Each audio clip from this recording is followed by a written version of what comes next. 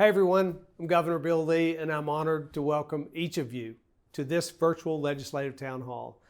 I want to thank each one of you for your hard work as insurers. Your efforts benefit the entire state of Tennessee every day.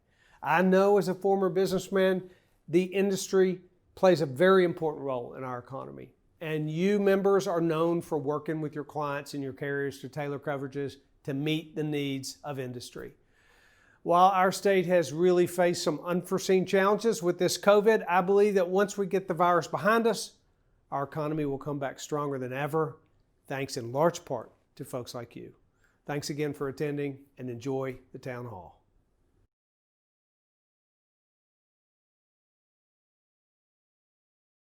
Good morning, insurers of Tennessee. This is Jim Rowe, President and CEO of Arlington Rowe.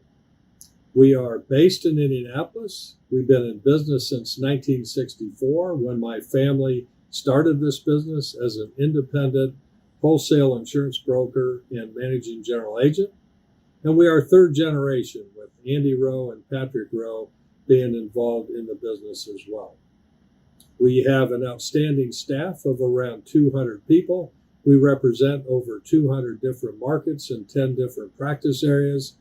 And we appreciate our partnership with the Insurers of Tennessee, especially allowing us to be part of this town hall virtual conference.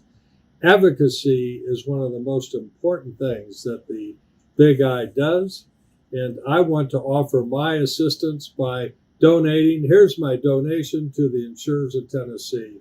I hope you all do the same.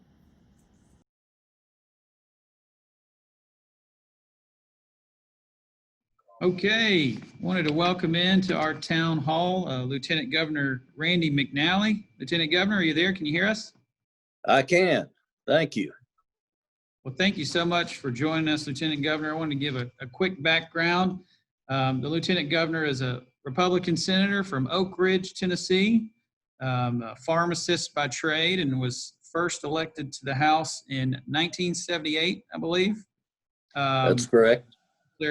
Served 4 terms in the House before moving on to the Senate, where he was a longtime chairman of the Senate Finance, Ways and Means Committee before becoming Lieutenant Governor in 2017 for the 110th General Assembly. Did I get that all right there, Lieutenant Governor? You did. Right. Well, thank you again so much for joining us. Wanted to go over a few things from this last year's session and maybe talk a little bit about what's on the horizon for next year. So for our members who were busy helping folks during the pandemic, can you give us just a quick recap on what happened with the legislature in March, and then some of the big things that you all accomplished when you came back in June? Well, in March, when the pandemic hit, we worked. I worked with the House and Speaker Sexton over in the House, and his chairman of the Finance Committee, and also the subcommittee on budget, and over on our side, it was Chairman Watson, Chairman of Finance, and Chairman Stevens, Chairman of the Appropriations Committee.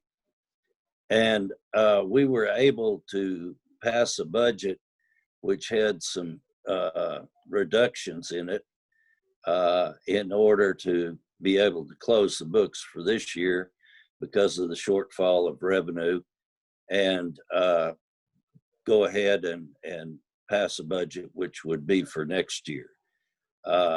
We have come back, and we came back in June and made some further reductions, and attempted to take up the liability issue, and ran into some problems. So we adjourned that, and after talking with the governor, we had made arrangements to come back in a special session, excuse me, just to deal with those particular issues. And I think that will come about probably the week of August 10th. I think we'd be looking at coming back and probably be back for about 5-6 days to deal with the liability issue and also deal with telehealth, telemedicine. And I think we're working with the House and the administration, Governor Lee's administration, to make sure that we are on the same page with those particular issues.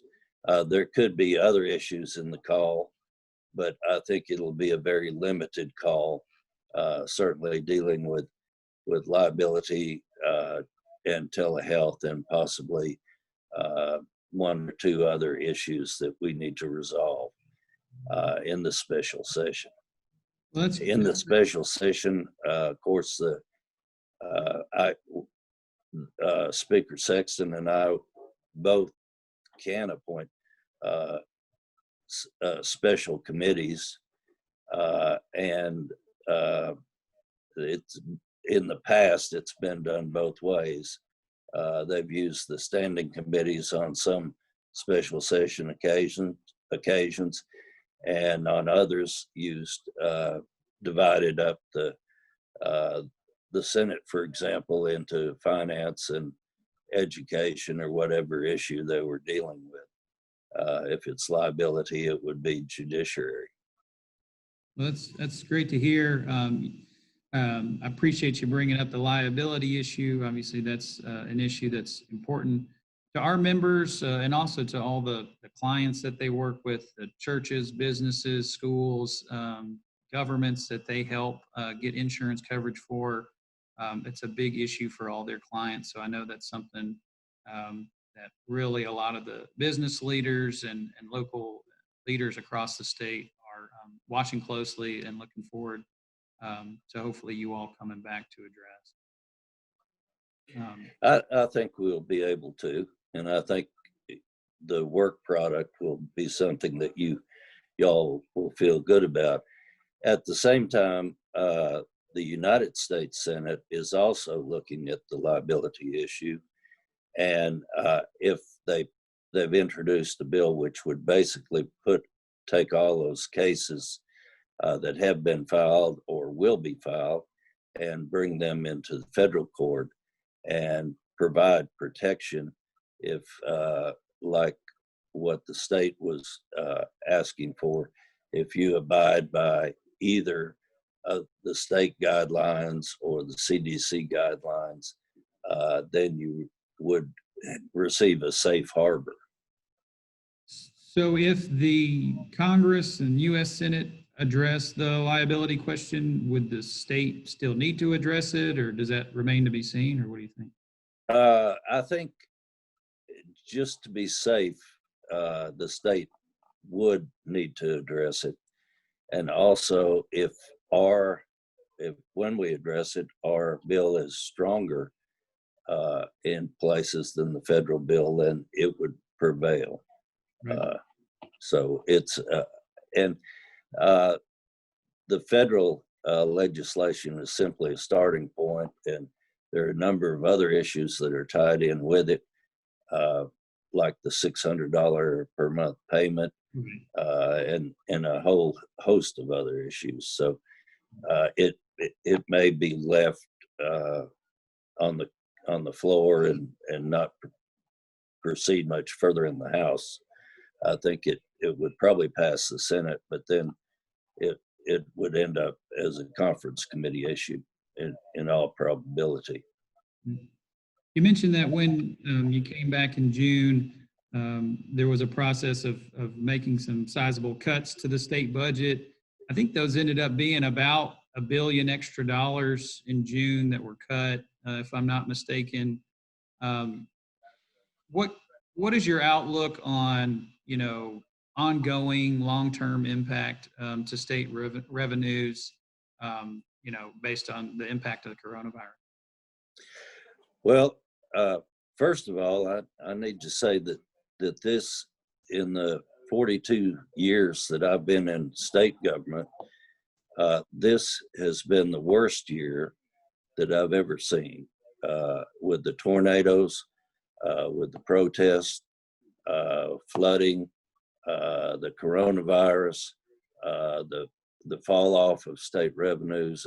I've never experienced anything like this, and I really certainly feel for the governor and Speaker Sexton. Both have provided excellent leadership going forward, trying to navigate through this series of disasters. But we fortunately over the years have built up our rainy day fund and also reserves in other departments. And of course, that's one-time money. It can get you through next year, but we're actually going to make cuts and try to hold the rainy day fund because we don't know how long this will go on. Our hope is that, you know, after a certain period of time, either a vaccine will be developed or a far better treatment will be developed, or about 60 to 80% of the population will have been exposed, and you get what's called herd immunity at that point. So we're hoping that we'll be able to turn the corner with some sensible things like the 6 foot spacing, washing hands, masks, and things like that. Great. And I've got my mask right here. Since I'm at a distance from y'all, I won't wear it, but I'm trying to wear it, you know, when I go out in public and even on speaking engagements if it's in public where I am talking in front of an audience. Well, and you know, we hate that we couldn't have this in person. I know you got to join us in person at our town hall in Knoxville last year, and you know, I think we certainly stand by you and the governor's recommendation that, hey, the more safety protocols you can follow and wearing masks and that kind of thing, the more likely that we'll be able to get together again in person in the future. And well, thank you. And I very much appreciate what you do. And in fact, all the business community in Tennessee has been very responsive and very eager to help. And in turn, what we're doing is they're saving lives, and that matters a lot. Well, thank you again, Lieutenant Governor, for joining us. We really appreciate having you on. I know our members appreciate hearing from you. Anything else you'd like to share with our folks before we let you get out of here? Well, it's been a real pleasure to work with y'all and the various interest groups in trying to solve the problems that we face. But I very much appreciate the leadership from Governor Lee and Speaker Sexton. Both men are very easy to talk to, and they're very helpful in leading Tennessee through a very difficult crisis. We agree. Well, thank you so much again for joining us, and we'll see you hopefully in August for a special session, or you know, definitely next year. And all that will be video on.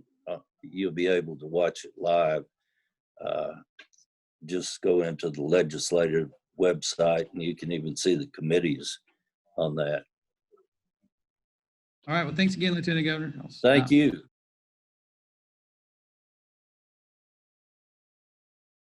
Wanted to welcome Ron Travis to our seminar, who represents the 31st District of the House of Representatives and is one of our favorite partners on the Hill. Ron, can you give us a little bit of background about yourself and your district and your relationship with insurers? Yeah, thanks, Jim. First, thanks for having me and inviting me to this. This is great. Yeah, I by trade, I have been doing insurance for 34 years. I retired in December of 2018, sold my agency. So insurance is not new to me. It's my first love. I absolutely love it. I've been blessed to be an agent, and that's good. And now I've served eight years in the House of Representatives in District 31, which is Bledsoe County, Ray County, Roane County, Sequatchie County. And I served 2 years as chairman of insurance and banking. Now I serve as a chairman of the business committee. And I've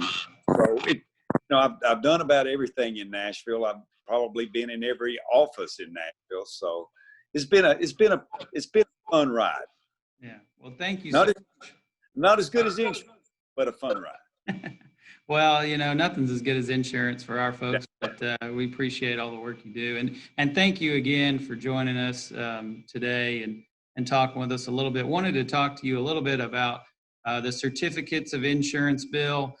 This was a bill that was very important to our members that we came to you and asked if you would sponsor. Can you talk to us a little bit about that bill? Yeah. And thanks for letting me carry that, Jim. I mean, the Insurers of Tennessee, you have been a stellar guy. I couldn't ask for anybody better to work with in the insurance industry.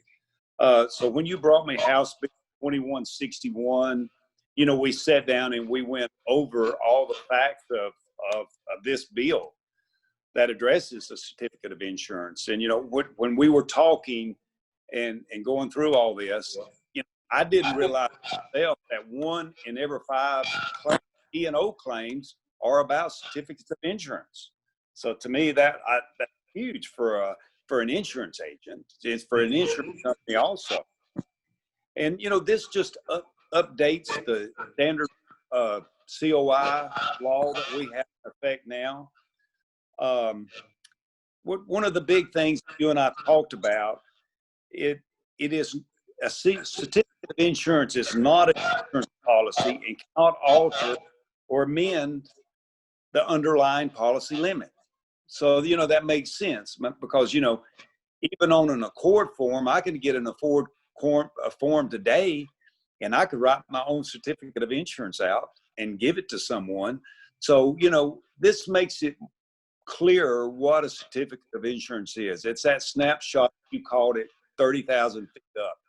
So that's what I saw when we looked at this, that it addresses the issues of certificates of insurance, and it protects the industry and the agents and the companies and the stakeholders. So, I mean, I think it was a necessity that you guys have brought that Tennessee really needs, and it just clarifies it.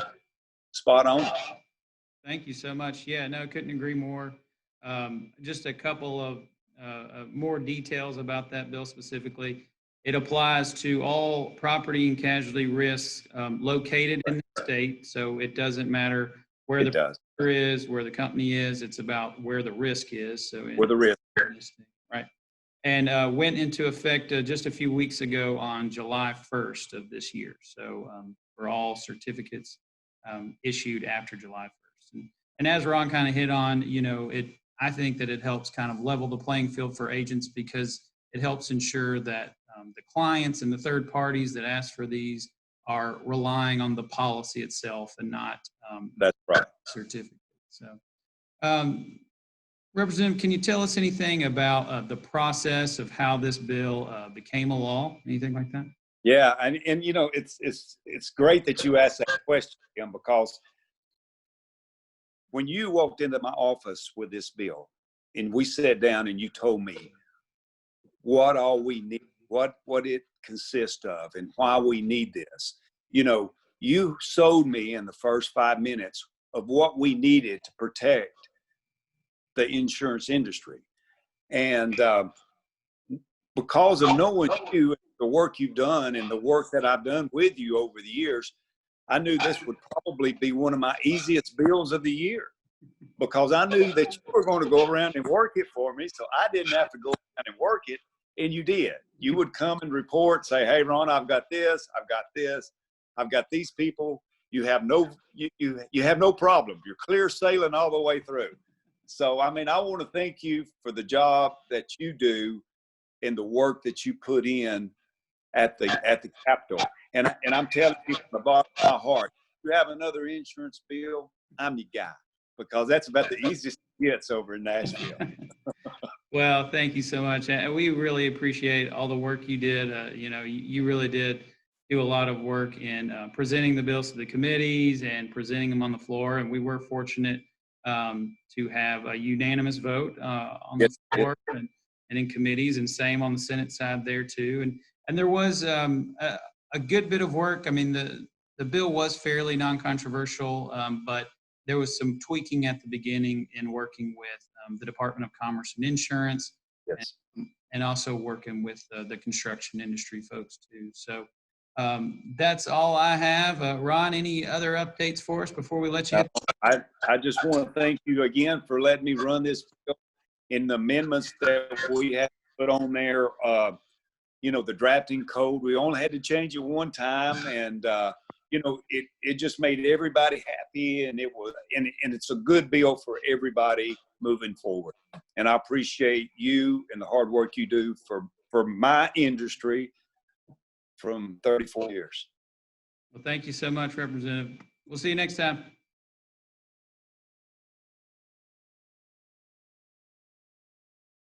All right, everyone. Wanted to welcome in Representative Ron Gant from the 94th District in the House of Representatives. Ron, are you there? Can you hear us? I'm here. Good to be with you guys. All right. Well, wanted to take just a quick second to introduce Ron. Representative Gant has always been a big partner for us in the House of Representatives. He's the current Assistant Majority Leader for the Republican Party. He was first elected in 2016, I believe. That's correct. All right, and represents the 94th District, which is Fayette County, McNairy County, and part of Hardeman County. Ron, thank you so much for being here, and please take a second to talk to us a little bit about your district and give us a little background about you. Sure, absolutely. Well, it's good to be with you guys and everybody across the state today. And I know we're in some challenging times that we find ourselves in, but we're making some positive steps, I think, statewide in the right direction to deal with this COVID-19. And I know it's a burden with a lot of us, but on the state level, we're making a lot of positive things. So hang in there across the state, and thank you for all y'all are doing. But as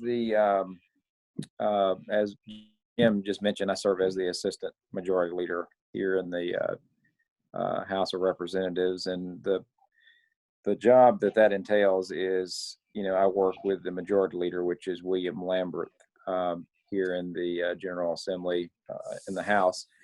And what we do is we are responsible for carrying the governor's legislation. And we meet with the governor to go through that legislation at the beginning of each session. And we will carry that legislation. William is the primary sponsor. I'm the secondary sponsor on most of that legislation. And we carry that through the committee process, get it to the House floor, and hopefully vote it on and get it sent back to the governor to sign into law. Now, there's obviously a lot that goes into what I just said to get it to the floor. Jim knows that. There's a lot of debate, a lot of discussion, and sometimes there's many amendments that get filed as well. But it's a lengthy process, and I enjoy the job that we do here, and we obviously work well with Jim on many issues concerning our profession as insurance agents. Yeah, Ron brings up a good point there. Wanted to mention that he is actually a member of the Insurers of Tennessee, is an independent insurance agent, works for Boyle Insurance in the Memphis area. Ron, can you tell us a little bit about your career as an agent and why independent agents are so important to the insurance industry?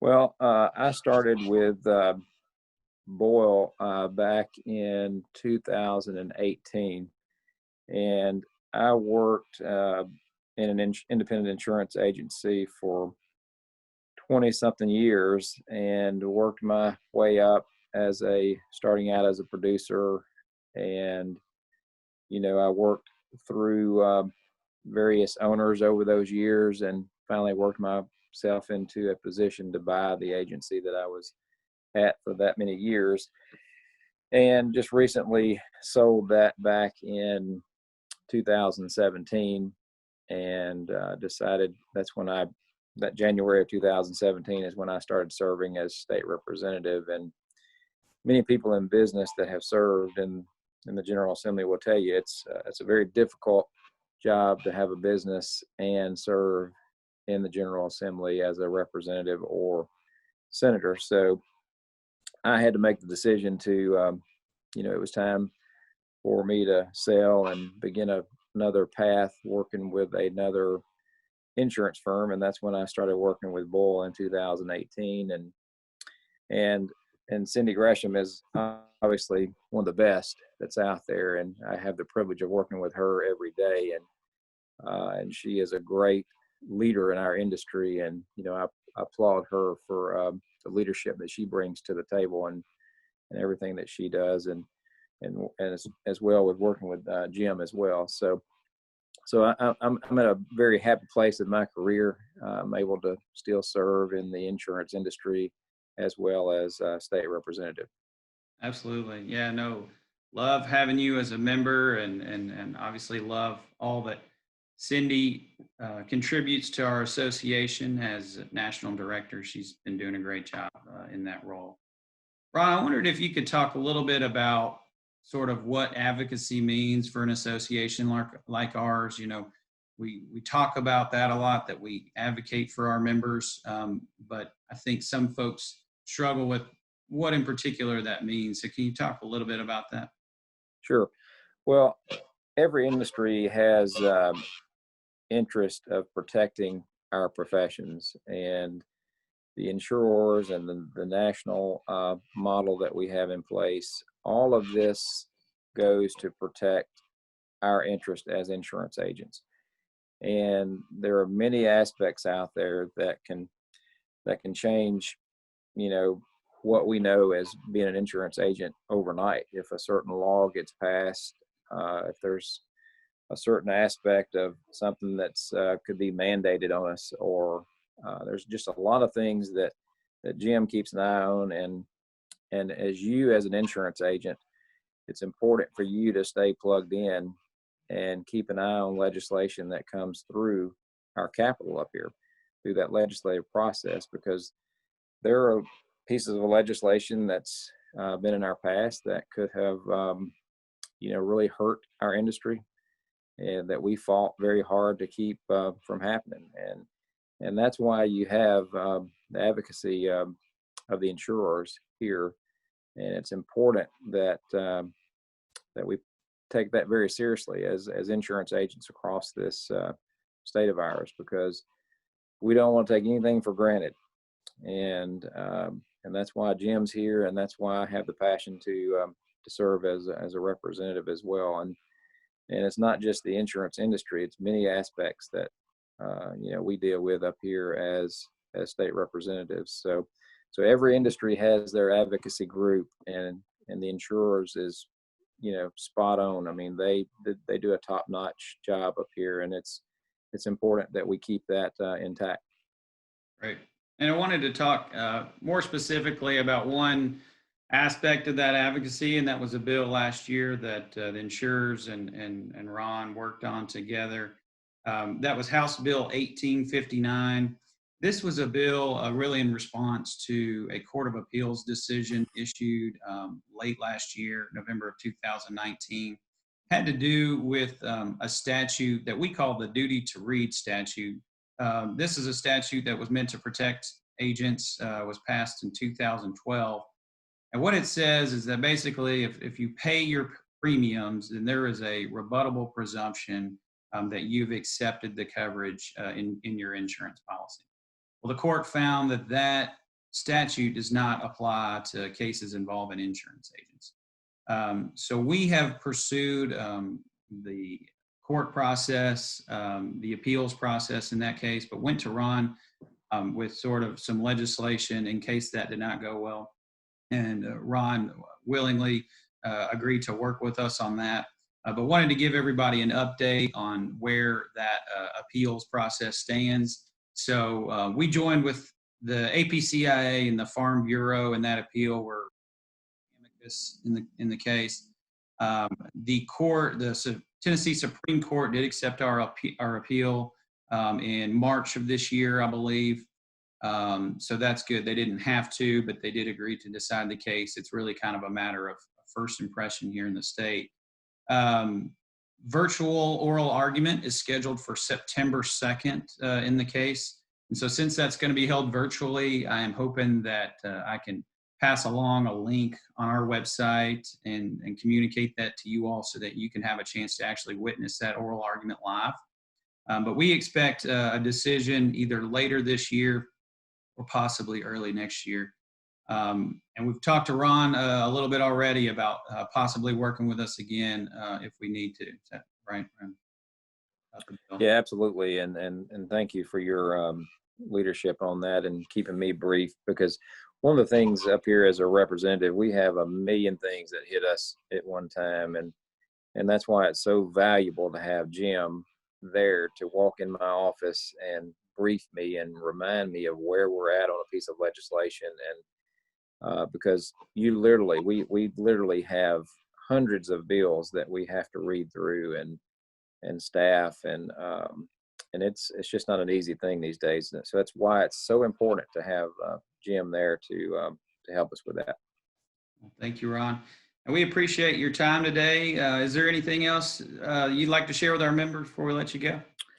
No, I real quickly, I know that when COVID-19 hit back early in February and March, I mean, there were a lot of concerns about the loss of business income that was out there. And we were proactive here in the legislature, and I had talked to Jim and many others about sending a letter out to our members and letting them know that the standard protocol is that, you know, a virus is just not included in loss of business income. That's just something that's always been that way.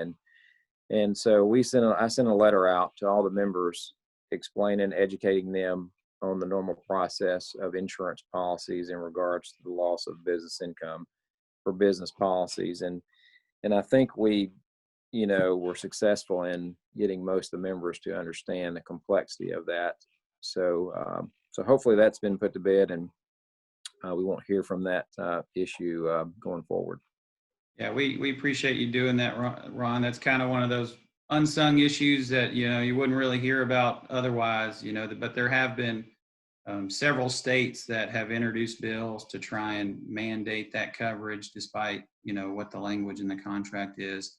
And due to that hard work by Ron, you know, it really hasn't been an issue here in the state yet. So, and one last thing I'd say, Jim, is if I can say anything to all the members across the state, is to stay involved.